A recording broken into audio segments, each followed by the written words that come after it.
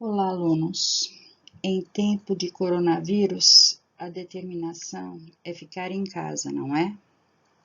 Acredito que todos estejam seguindo as recomendações dos órgãos de saúde e, se cada um fizer a sua parte, esta pandemia vai passar e poderemos retornar em segurança para as nossas atividades diárias.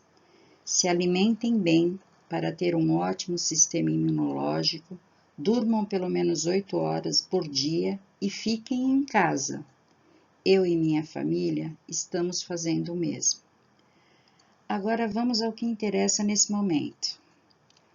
Vamos conversar sobre respiração, sobre sistema respiratório. Então vamos lá. O termo respiração, ele é empregado para dois tipos de processos. A respiração celular, que é o processo de liberação de energia que ocorre dentro das células, e a respiração pulmonar, que acontece pelos pulmões, através das trocas gasosas. Na respiração celular, eu já conversei a respeito dela com vocês, quando eu trabalhei com vocês lá no colégio sobre células. Eu disse que todas as células necessitam da respiração celular, que é feita na mitocôndria, e disse que a glicose que eu retiro dos alimentos com o oxigênio que eu obtenho através da respiração pulmonar vai liberar três coisas importantes para o meu organismo, que são água, gás carbônico e energia. Estão lembrados disso? E na respiração pulmonar ocorrem as trocas gasosas, que é o processo de retirada de gás oxigênio do meio e liberação do gás carbônico do corpo. Como estudamos anteriormente, os seres eucariontes, o que é ser eucarionte mesmo? É aquele que possui aquela membrana, lembra, ao redor do núcleo que separa o material genético existente no núcleo do citoplasma. Então, como nós estudamos anteriormente, os seres eucariontes apresentam mitocôndrias. Quem são as mitocôndrias? São as organelas citoplasmáticas responsáveis pela respiração celular. Em suas células e realizam a respiração celular na qual há consumo de gás oxigênio.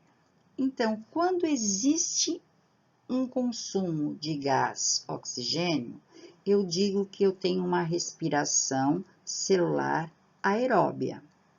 Quando não ocorre esse consumo de oxigênio, eu digo que eu tenho uma respiração anaeróbia. Um exemplo de um ser que tem a respiração anaeróbia. Uma bactéria que provoca o tétano, ela morre na presença de oxigênio. Então, ela tem uma respiração anaeróbia.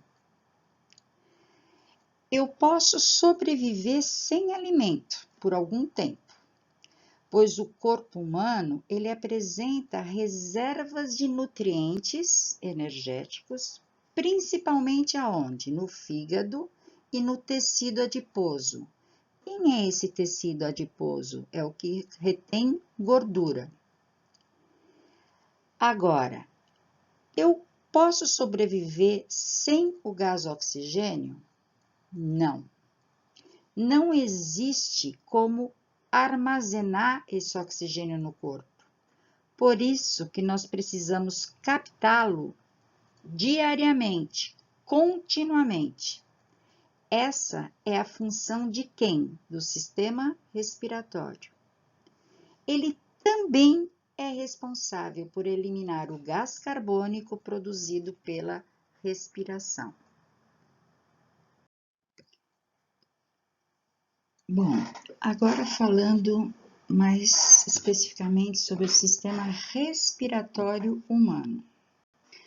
Ele consiste em vias aéreas e nos pulmões. Quem seriam as vias aéreas? É um conjunto de estruturas por onde o ar passa, sendo composto por quem? Pelas narinas, pelas cavidades nasais, pela faringe, pela laringe, pela traqueia, pelos brônquios e pelos bronquíolos. E nós temos também os pulmões, que é os órgãos onde ocorrem as trocas gasosas entre o ar e o sangue.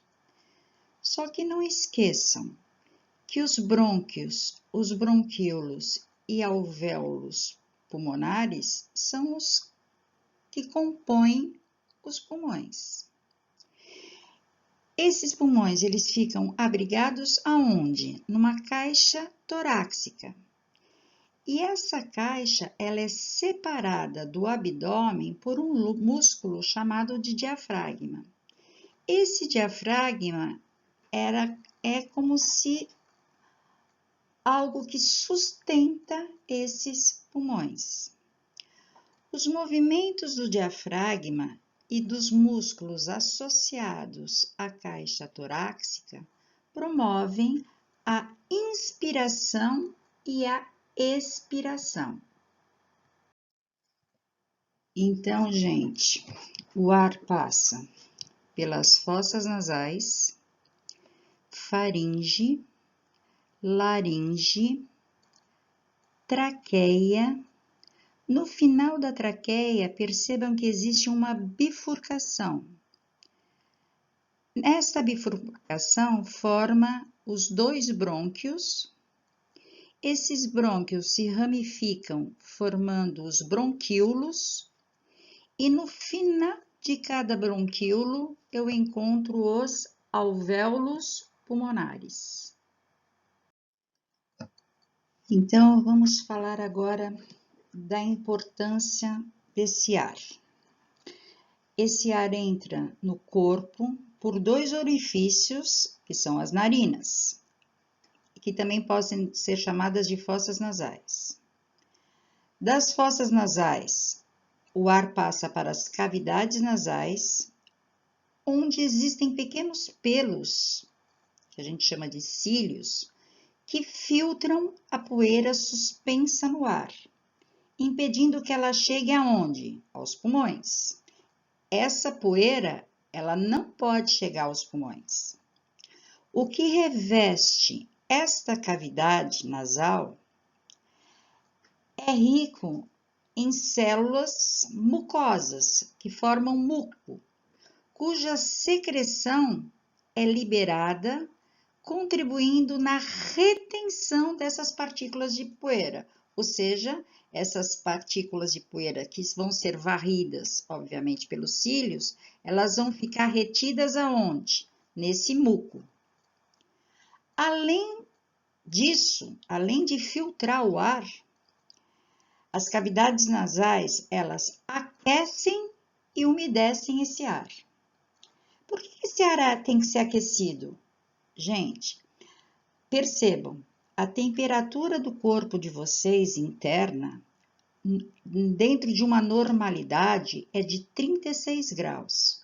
Se vocês compararem o ar interno do organismo de vocês e o ar existente no ambiente, vocês comprovam que o externo, a temperatura é muito menor do que o interno. A temperatura é muito maior dentro do nosso corpo.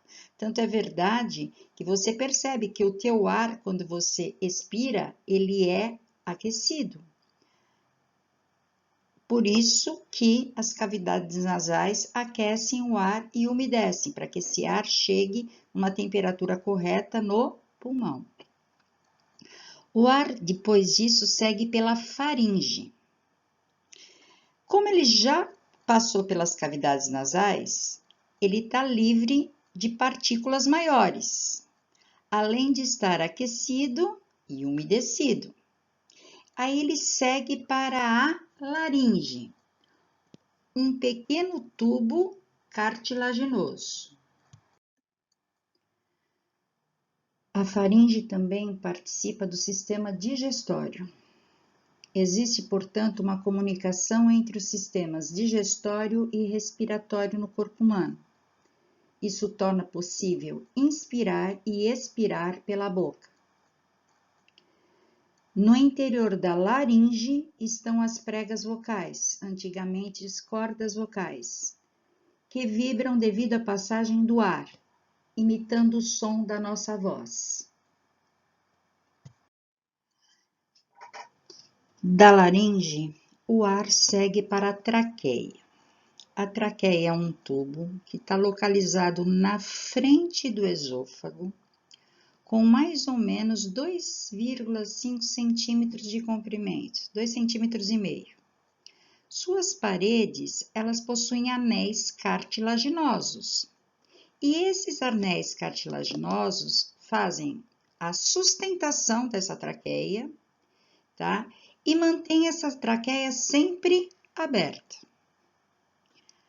Agora, as células que revestem as paredes internas dessa traqueia também têm cílios e também produzem muco, como as cavidades nasais. Partículas microscópicas de sujeira ou micro-organismos que tenham escapado da filtração do ar lá no nariz, nas cavidades nasais, ficam retidas aonde? Nesse muco agora. Os cílios batem em sincronia e o muco carregado dessas partículas é empurrado para cima, em direção a quem? A faringe. Esse material, ele é engolido, assim não traz riscos para os pulmões e é eliminado através das fezes. Como eu já disse anteriormente, em sua parte inferior, pela imagem você consegue ver aí, a traqueia apresenta uma bifurcação e dá origem a dois tubos de diâmetro um pouco menor. Esses tubos são os brônquios, direito e esquerdo. Os brônquios, eles também apresentam anéis cartilaginosos que fazem a sua sustentação.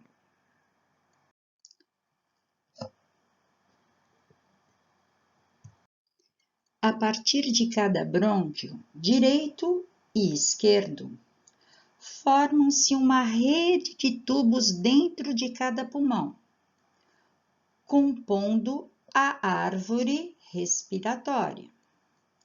Cada brônquio se ramifica em tubos cada vez mais finos, que são os bronquíolos.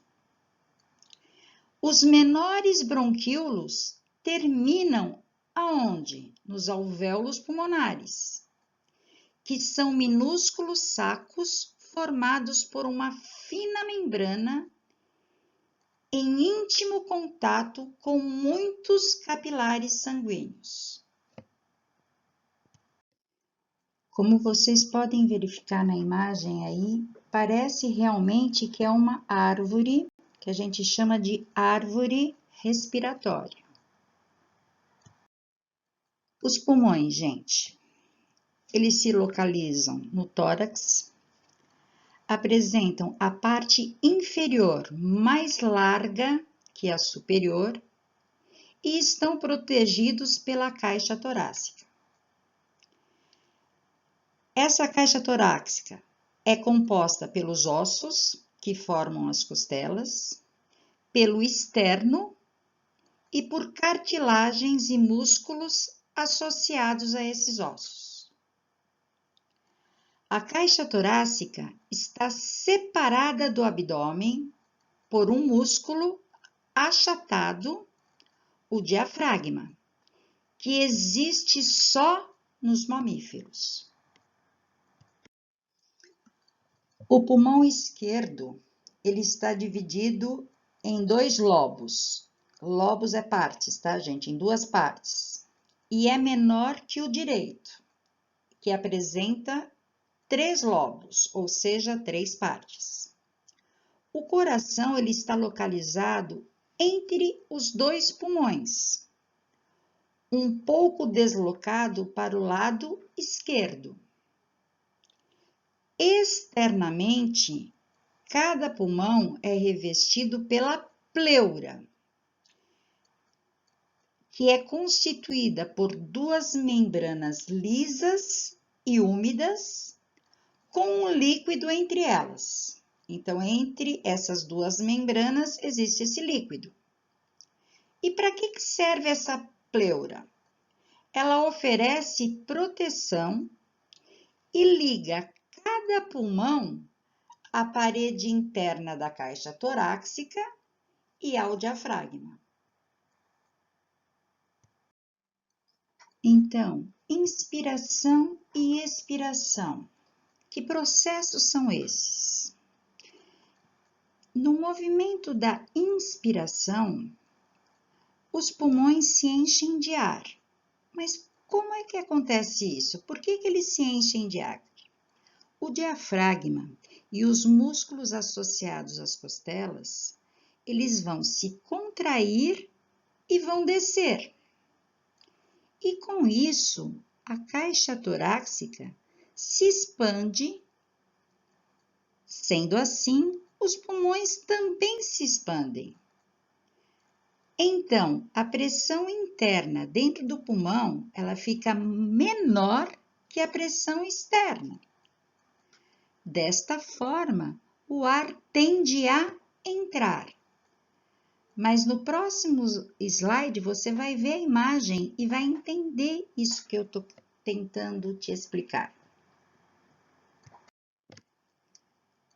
No movimento da expiração acontece o contrário. A caixa torácica, ela volta à posição normal e comprime os pulmões que estão cheios de ar. Desta forma, a pressão interna, ela fica muito maior do que a pressão externa. E o ar, ele é eliminado, ele é expulso para o ambiente.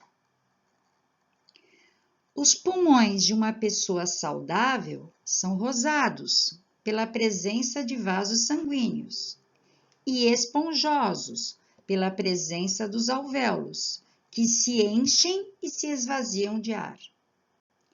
Estima-se que existam mais ou menos 300 milhões de alvéolos nos pulmões.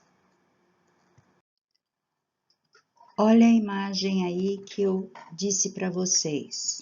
Pela imagem, vocês conseguem visualizar o que eu estou querendo explicar para vocês. Repara no diafragma, na inspiração e na expiração. Na inspiração, parece que os pulmões ficam maiores, tá vendo? Parece que eles ficam maiores e eles estando maiores, existe uma quantidade muito maior de ar que pode entrar. A pressão interna é muito menor do que a pressão externa, por isso que o ar entra. Agora, olha na expiração. O diafragma, ele voltou ao normal. O que acontece? O ar que está dentro desse pulmão, ele está sendo pressionado para sair. A pressão interna é muito maior do que a pressão externa. Por isso que o ar sai. É nos alvéolos pulmonares, gente, que ocorre a hematose. É algo muito importante isso. O que é hematose? São as trocas gasosas, a troca do gás carbônico pelo oxigênio. Ou seja, os alvéolos possuem em sua volta milhares de capilares sanguíneos. A concentração de oxigênio nos alvéolos é maior do que a concentração de oxigênio nos capilares sanguíneos. Assim, por difusão, ou seja, por troca, há um deslocamento desse oxigênio para os capilares, enquanto que os capilares fazem o inverso. Eles mandam para os alvéolos a concentração que eles possuem de gás carbônico, ou seja, nos alvéolos pulmonares, o oxigênio vai sair do alvéolo e vai para os capilares sanguíneos, e o gás carbônico sai dos capilares sanguíneos e vai para os alvéolos. É uma troca. Os alvéolos mandam o oxigênio para os capilares e os capilares mandam o gás carbônico para os alvéolos. Os capilares levam esse oxigênio para todas as células do corpo e os alvéolos, através da expiração, se livram do gás carbônico ou eliminando para o ambiente. Bom, gente, agora para finalizar, é só fazer essas 10 questões que eu deixei aí proposta para vocês. Por favor, na próxima aula, eu gostaria que todos tivessem feito, porque eu vou trazer o gabarito para a gente corrigir junto, ok? Bom trabalho para todos, fiquem com Deus, um beijo grande.